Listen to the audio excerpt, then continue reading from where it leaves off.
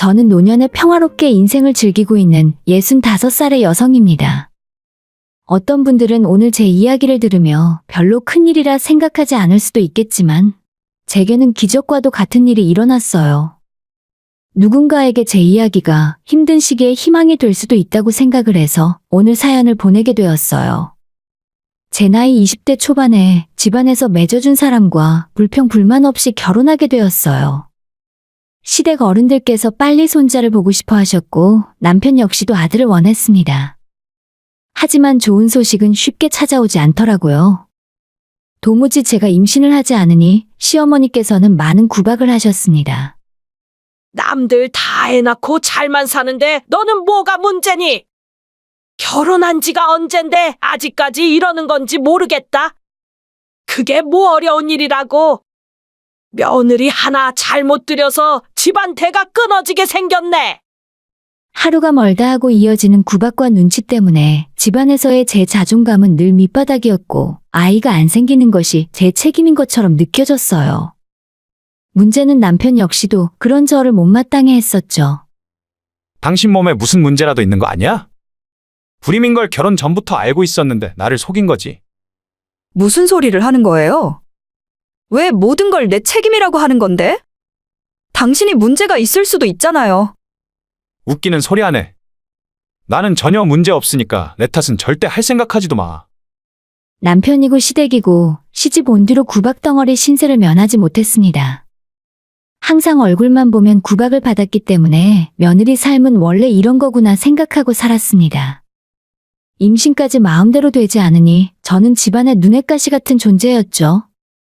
집을 떠나 이 낯선 곳에 시집와서 제가 믿을 사람이라고는 남편 하나밖에 없는데 그런 남편도 제 편이 아니었으니 어디 하나 믿을 곳 없이 늘 혼자 이겨내야만 했어요. 하지만 이러한 상황이 계속되니 저조차도 제 자신이 싫어지더라고요. 눈칫밥을 먹으며 버티고 있던 와중에 어느 날 남편이 어떤 젊은 여자를 집으로 데리고 들어왔습니다. 이 사람은 누구예요? 누군데 우리 집에 데리고 들어와요? 난 당신한테 할 말 없으니까 이 사람에 대해 궁금하면 우리 엄마한테 여쭤봐. 자, 어서 들어와요. 짐도 풀고 이제부터 어떻게 살지 이야기해봅시다. 어딜 들어가요? 거긴 우리 방이잖아. 남편이 그 여자를 데리고 남편과 제가 쓰던 방으로 들어가는 것을 말렸는데 그 소리를 듣고 뛰어온 시어머니가 저를 밀치며 이러시더라고요. 어디서 재수없게 아침부터 소리를 지르고 있어? 당장 짐 싸서 너희 친정으로 가. 네? 그게 무슨 말씀이세요? 갑자기 저한테 왜 이러시는데요? 그럼 애도 못 낳는 너를 평생 이 집안 며느리로 둬야겠니? 더 늦기 전에 내 아들 세장가 드려야겠으니까 잔말 말고 꺼져. 당시에는 너무 정신이 없고 일단 이 집에서 쫓겨나면 안 되겠다는 생각 하나만으로 시어머니 바짓가랑이를 붙들고 한 번만 살려달라고 싹싹 빌었어요. 어머님 잘못했어요. 제가 앞으로 잘할게요. 제발 쫓아내지만 말아주세요. 하지만 시어머니는 저를 대문 밖으로 밀쳐냈고 잠시 후에 또다시 문이 열리더니 제 옷가지와 몇 안 되는 짐들을 가져와 집어던지셨습니다. 그리고 다시 문이 닫히고 그 뒤로는 2번 다시 열리지 않았습니다. 쫓겨난 마당에 어디로 가야 할지도 몰랐고 결혼하고 난 뒤에는 친정에 거의 가본 적이 없었기 때문에 돌아가는 것도 고민을 많이 하게 되었어요. 한참을 고민해봤지만 친정 말고는 제가 갈 곳이 없었고 한겨울 추위에 벌벌 떨며 길바닥을 걷다가 결국 친정 문을 두드릴 수밖에 없었죠. 거의 1년 만에 만난 친정 부모님은 제 몰골을 보고는 많이 놀라셨습니다. 아이를 낳지 못해 남편이 새 여자를 집에 들이고 그것 때문에 시댁에서 쫓겨났다는 말을 했더니 친정 식구들은 모두 속상해하면서 동시에 제 거취를 두고 고민을 많이 하셨어요. 아버지는 쫓겨난 딸에게 동네 사람들 보기 창피하니 당분간 집 밖에 돌아다니지 말고 집에만 있으라 했습니다. 그러다 며칠 후 엄마가 진지한 표정으로 제게 말씀을 하셨어요. 이번 한 번 실패하긴 했어도 너 나이가 아직 젊잖아. 애도 없었으니까 다시 한번 시작해보자. 나보고 또 시집가라는 소리야? 가뜩이나 동네에 애 못 낳고 쫓겨난 여자로 소문이 다는 상황인데 누가 나랑 결혼하고 싶겠어. 없긴 왜 없니? 너가 뭐가 부족해? 찾으려고 마음만 먹으면 짝될 사람 하나는 얼마든지 있어. 그리고 너가 임신 못한 게 너 잘못이라는 증거도 없잖아. 엄마, 나 아직 재혼할 생각 없어. 결혼하면 또 그 고생해야 하는데. 너 아버지 아침 저녁으로 성화하는 걸 보면서도 눈치가 없니? 시집간 딸 쫓겨났다고 얼마나 화를 내시는데. 저는 엄마의 설득에 못 이겨 어쩔 수 없이 재혼을 생각해보겠다고 대답을 할 수밖에 없었습니다. 엄마는 주변 지인들에게 재혼 자리 주선해달라며 말씀을 하고 다니셨고, 얼마 시간이 지나지 않아 어떤 분께서 괜찮은 사람과 자리를 만들어주겠다 하셨어요. 엄마는 잘 됐다며 좋아하셨지만, 잠시 후에 이야기를 듣던 엄마는 잔뜩 굳은 얼굴로 전화기를 내려놓으셨습니다. 엄마 표정이 이상해서 뭔가 일이 잘못 돌아가는구나 예상할 수 있었지만 의외로 저한테는 며칠 내로 자리 만들 테니 준비하고 있으라 하시더라고요. 엄마 대체 무슨 일인데 그래? 그 남자한테 무슨 하자라도 있다는 거야?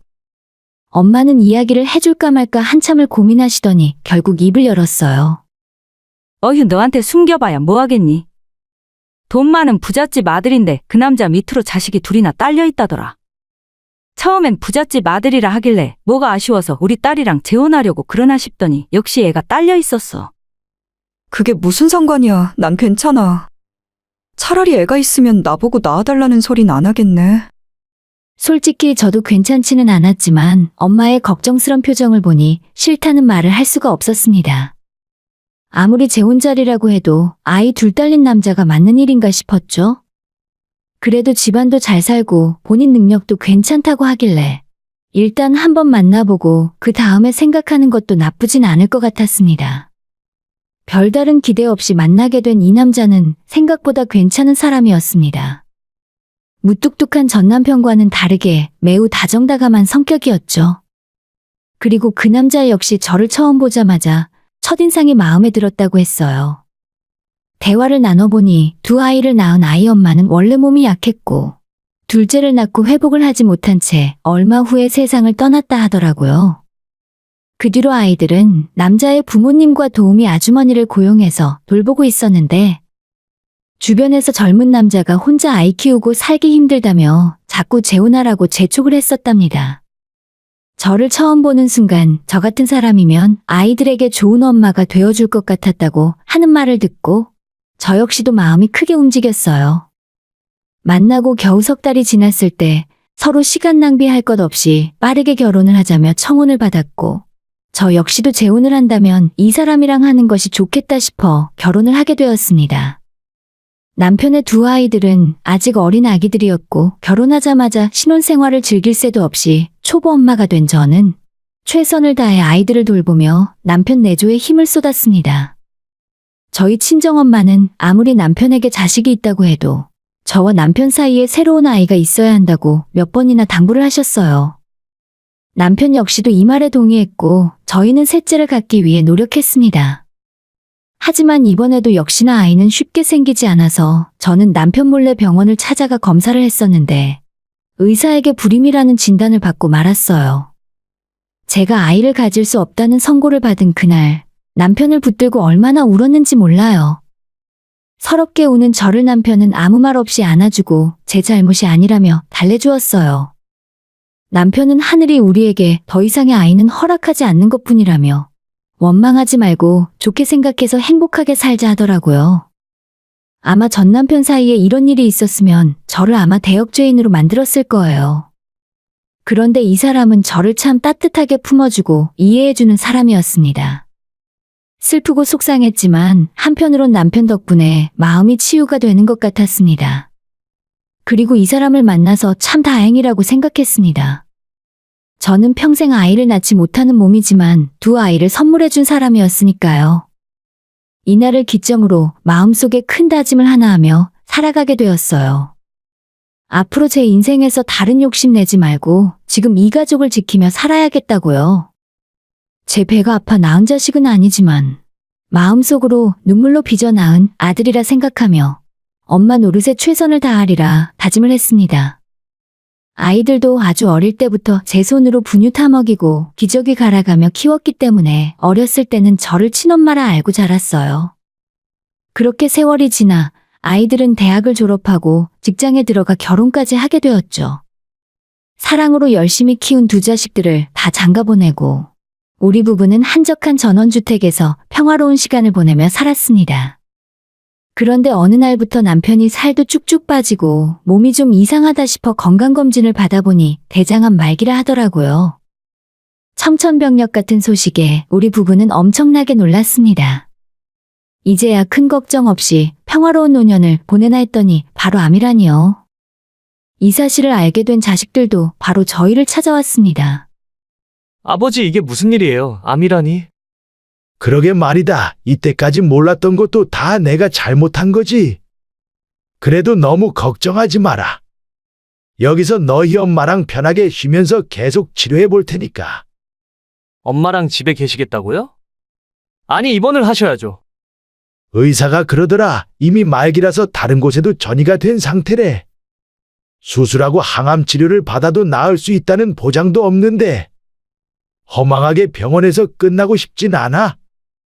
여기서 너희 엄마랑 지내는 게 마음도 편하고 훨씬 좋다.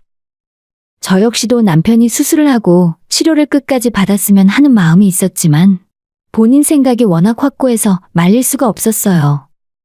큰아들은 그 이야기를 끝까지 듣더니 문득 이런 말을 하더라고요. 아버지, 제가 이런 상황에서 이런 말씀을 드리면 오해하실 수도 있겠지만 그래도 나중을 생각하면 지금 확실하게 해주시는 게 좋을 것 같아요. 무슨 소리냐? 아버지 회사 말이에요. 지금은 저랑 동생이 맡아서 하고 있긴 한데 확실하게 후계자를 선임해 주셔야 하지 않나 싶어요. 세금 문제도 있으니까 재산도 미리 결정을 해주시면 더 좋고. 남편의 암 소식으로 걱정이 앞서는 가운데 회사와 재산을 먼저 생각하는 아들의 모습을 이해하면서도 한편으론 서운한 마음이 앞섰습니다. 남편 역시도 잠시 생각을 해보더니 그 말에 일리가 있다며 조만간 변호사와 만나서 재산 분할에 대해 매듭을 짓자고 하더라고요. 그렇게 두 아들을 돌려보내고 나서 아이들 앞에서는 괜찮은 척했지만 남편은 서운함을 감추지 못했어요. 하지만 언젠가는 물려줄 회사고 재산도 물려줄 것이기 때문에 본인의 건강을 돌보는 것보다는 그 문제에 더 집중을 하더라고요. 얼마 후에 첫째 아들이 회사 대표 자리에 앉게 되었고 둘째 아들은 공장을 하나 맡아서 그곳의 사장으로 취임을 하게 되었죠. 그렇게 어느 정도 교통정리를 해두고 저와 남편은 전원주택에서 생활을 하며 건강 회복에 만전을 다했지만 남편의 몸은 좀처럼 나아지질 않았습니다. 한때 키도 크고 덩치가 있던 남편은 저보다도 더 왜소하게 작아졌고 어쩔 수 없이 병원에 입원했지만 다시 퇴원하지 못하고 그대로 세상을 떠나버렸어요. 두 자식들과 함께 남편의 장례를 끝까지 마무리했고 남편 없는 집으로 혼자 돌아왔습니다. 남편의 빈자리가 어찌나 크게 느껴지고 집이 이렇게 넓었었나 싶더라고요. 그래도 먼저 떠나간 남편이 힘들어하는 제 모습을 보면 걱정할 것 같아서 애써 기운 차리고 하루하루를 살아나갔습니다. 조금씩 제가 나아질 무렵 누군가 저를 찾아왔어요. 안녕하세요. 부동산이에요. 몇 번 연락드렸었는데 바쁘셨는지 전화를 받지 않으시더라고요. 부동산이요? 어머, 우리 집은 어쩐 일로 오셨어요? 네. 아드님께서 여기 집이랑 주변 땅까지 싹 다 내놓으셨잖아요. 마침 보고 싶다는 분 계시길래 모셔왔어요. 이게 무슨 소리인가 싶었죠. 아들이 집을 내놓다니 저는 완전 금시초문이었습니다. 일단 그런 일 없다고 부동산 사장님을 돌려보내고 큰아들에게 전화를 걸었죠. 한참 신호가 가고 제 전화를 받은 아들은 마침 제게 할 말이 있다며 곧 집으로 들르겠다 했습니다. 다음 날 큰아들이 집에 찾아왔고 오랜만에 아들과 저녁을 같이 먹으려고 평소 좋아하던 LA 갈비도 굽고 식사 준비를 해놨습니다. 어서 와라. 너 좋아하는 갈비 구웠어. 요즘 바쁘니? 너희 둘 다 통 연락도 없고 엄마 서운하게. 아니요, 저 바빠서 필요한 말씀만 드리고 바로 갈 거예요. 어제 부동산에서 이야기 들으셨죠? 집이랑 땅 내놓은 거. 그래, 너희들은 어떻게 그런 걸 나한테 상의도 없이 맘대로 결정하니? 엄마 혼자 시골에서 사는 게 불안해서 그래? 나 괜찮아. 너희들이랑 같이 살면 며느리들이 불편해하잖아. 뭔가 착각하신 모양인데 모실 생각 없어요. 그리고 이 땅은 우리 아버지 땅이니까 자식인 제가 얼마든지 처분할 수 있죠. 그럼 나는 엄마는 어디서 살라는 소리야? 엄마요? 누가 제 엄마죠? 당신 내 엄마 아니잖아요. 아버지 살아계셨을 때야 장단 맞춰드렸지. 사실 저희 엄마는 아니죠. 피가 섞인 것도 아닌데. 그 말을 듣고 저는 다리에 힘이 풀려 거실에 주저앉고 말았습니다. 둘째가 중학교에 들어갔을 때 저는 이미 아이들에게 제가 낳아준 친엄마는 아니라고 사실대로 이야기했어요. 끝까지 숨기고 살까 생각도 했었지만 마냥 속이는 게 좋은 것도 아닐 것 같았고 어느 정도 사실을 있는 그대로 받아들일 수 있을 거라 생각해서 이야기했던 거예요. 둘째는 제 말을 듣고 놀랐는지 그럴 리 없다며 펑펑 울었지만 첫째는 다 알고 있었던 것처럼 덤덤했습니다. 당시엔 그래도 첫째는 어른스럽구나 생각했었는데 이런 마음으로 살았을 줄은 꿈에도 몰랐습니다. 당신이 우리 친엄마가 아니니까 우리도 당신을 모실 이유가 없고 이 집에서 계속 지내게 할 이유도 없는 거죠. 아무튼 며칠 내로 여기 정리할 테니까 알아서 짐 정리하고 나가주세요. 예정이 있어서 빈손으로 내보내진 않을 거니 너무 걱정하진 마시고요. 30년 넘게 부모 노릇 해주셨으니 퇴직금은 두둑하게 챙겨드려야죠. 아들은 이 말을 끝으로 집을 나가버렸어요. 저는 바닥에 주저앉아 아들이 나간 문만 멍하게 쳐다보고 있었습니다. 낳아준 친엄마가 아니라서 항상 마음에 돌을 하나 얹어놓고 사는 기분이었는데 아이들이 제게 이런 마음을 갖고 있을 줄은 몰랐어요. 항상 진심으로 아이들을 대했고 단 한 번도 남의 애라고 생각해 본 적 없었으니까요. 아이들에게 단지 친엄마가 아니라는 이유로 헌신짝 취급하며 버려질 줄은 정말 꿈에도 생각하지 못했습니다. 아들이 떠나간 후 저는 그 집에서 쫓겨나듯 나와야 했어요.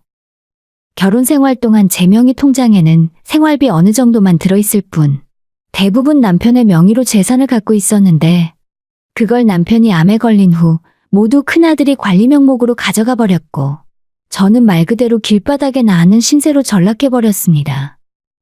그나마 이런 제 사정을 알고 부동산 사장님이 당분간 지낼 곳을 찾아주셨는데 월세 40만 원짜리 쪽방이었어요.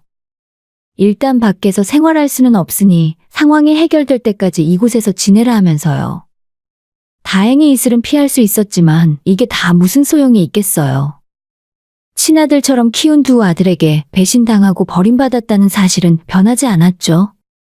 저는 모든 것이 괴로워서 밥을 잘 먹지도 쉽게 잠이 들지도 못하며 그저 이렇게 지내다가 남편을 따라가야겠다 생각했어요. 며칠에 한 번씩 누군가 찾아와서 도시락도 먹으라며 넣어주고 쌀이나 김치 간식들도 챙겨주곤 했는데 다 부질없는 짓이라 여겼습니다. 그렇게 사는 목적을 잃고 숨만 쉬고 있던 와중에 부동산 사장님이 누군가와 함께 제가 사는 쪽방을 찾아왔어요. 그리고 남편의 이야기를 꺼내며 제게 봉투 하나를 건네주었습니다. 이건 사장님께서 돌아가시기 전에 남긴 편지예요. 그리고 저한테 따로 부탁해 놓으신 것도 있습니다. 남편은 암에 걸린 뒤로 본인 소유 부동산의 상당 부분을 이 남자를 대리인으로 지정해 관리를 맡겨놓고 있었다고 해요. 남편이 회사 일에 손을 떼며 두 아들들이 경영을 맡아서 하게 되었고 그 과정에서 남편과 20년 동안 같이 일했던 부사장을 쫓아냈다고 하더라고요. 회사에서 쫓겨난 그 부사장한테 남편이 찾아가서 본인 건물과 땅을 관리하는 작은 회사를 만들게 해서 그곳의 대표를 맡기고 있었다고 하는 겁니다. 돈 욕심이 많은 두 아들들이 혹시나 남편이 먼저 떠났을 때 저한테 아무것도 내주지 않고 쫓아낼까 걱정을 했던 것 같아요. 제가 법적으로 끝까지 아들들과 다투면 제 몫을 챙길 수도 있었겠지만 평소 제 성격으로 그러지 않을 것임을 알았기 때문에 이렇게 해둔 것 같았습니다. 그 모든 고민들이 남편의 편지 안에 잘 적혀 있었고 자기가 끝까지 제 옆을 지키지 못해 미안하다는 말로 편지는 끝을 맺었습니다. 남편의 편지를 읽고 한참을 주저앉아 울고 말았어요. 회사는 두 자식들에게 물려줬지만 남편이 가진 부동산의 대부분은 남편이 미리 만들어둔 회사에서 관리를 하고 있었고 그 회사의 지분을 모두 제게 주고 갔더라고요. 한 달에 월세만 수천만 원씩 들어오는 상가 건물 4채와 아파트, 그리고 시골에 있는 땅까지 제 앞으로 된 재산이 엄청났어요. 세상을 떠나는 순간까지 제 걱정을 해준 남편이 생각나서 마음이 아프고 한편으로 고마웠습니다. 그리고 얼마 후에 이 사실을 알게 된 두 아들들이 저를 찾아와서 자기 아빠 재산을 내놓으라 소리쳤지만 더 이상은 당하고 있으면 안 되겠더라고요. 남편도 그런 상황을 원하지 않았기 때문에 이렇게 복잡한 일까지 만들면서 저한테 칼자루를 쥐어줬을 거라 생각해요. 당신이 우리 아버지 건물을 관리하겠다고? 웃기지 마. 누굴 속이려고 들어? 우리는 그런 건물 있다는 소리도 못 들었는데? 당신이 아버지 속이고 따로 재산을 빼돌려 놓은 거 아니야? 너희 아버지가 오죽했으면 이러셨을까? 난 너희들을 내 아들들이라 생각하며 키웠어. 그런데 너희들이 어떻게 나한테 이럴 수가 있니? 더 이상 욕심내지 말고 물려준 회사나 잘 운영하면서 살아. 아버지 살아계시고 이런 모습 보셨다면 너희들한테 국물도 없었을 거야. 두 아들들은 고소를 하겠다며 끝까지 물고 늘어졌지만 이미 다 끝난 상황에서 그들이 할 수 있는 일이 없었죠. 저는 남편과 살았던 집 근처에 비슷한 전원주택을 짓고 텃밭에 작은 농사를 지으며 편하게 살고 있습니다. 회사를 물려받고 본격적으로 자기들이 경영을 하던 두 아들들은 남편 사후에 많은 거래처들로부터 계약 종료 통보를 받고 지금은 회사 운영이 많이 힘들어진 것 같아요. 얼마 전에 둘째 아들이 몰래 찾아와 형한테는 비밀로 하고 자기한테만 돈을 좀 빌려달라 하더라고요. 자기는 처음부터 엄마를 쫓아내는 것에 반대했었지만 형이 무서워서 그동안 아무 말 못하고 있었다면서요. 앞장서서 저를 쫓아낸 놈이나 그걸 보고서도 뒷짐지고 아무 말 안 하고 있던 놈이나 제 눈에는 똑같이 보여서 바로 쫓아내버렸어요. 부모 자식 간의 인연은 하늘도 끊을 수 없다고 하는데 저희는 피가 섞이질 않아서 그런지 끊어지긴 하더라고요.